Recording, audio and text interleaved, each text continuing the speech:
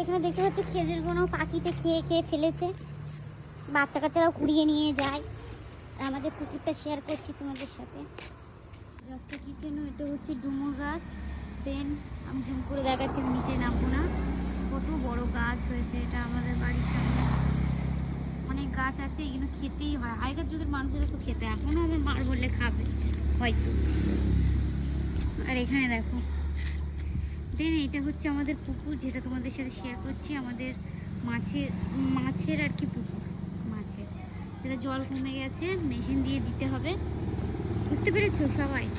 আমাদের বাড়ির সামনেটা ঠিক এখানে আছে একটা খাল। খালটা এত নোংরা করেছে বলার কথা না। আর দেন রাস্তা, দেন একটা আমড়া গাছ। আমড়া গাছে অনেক অনেক আমড়া হয়েছে। আমরা জুম করে হয়তো বুঝতে পারবো, অনেক অনেক আমড়া হয়েছে। আমাদের বাড়ির সামনে সত্যি অনেক অনেক গাছ, সেটা তো তোমাদের সাথে শেয়ার করেছি।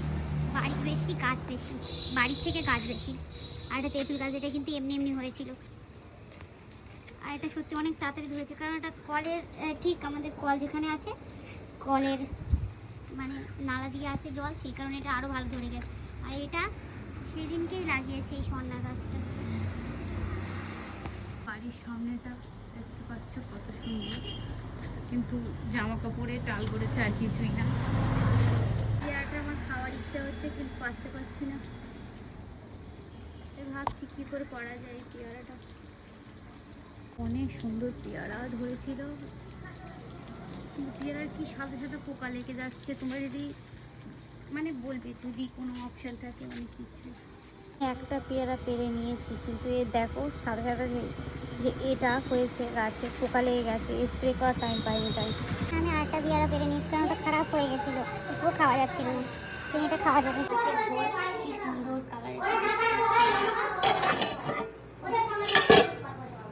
দেন এখানে একটা ডিম ভাজা আছে, দেন ডাল, দেন আলু পোস্ত, এখানে একটা মাছ ভাজা আছে, দেন এখানে ভাত।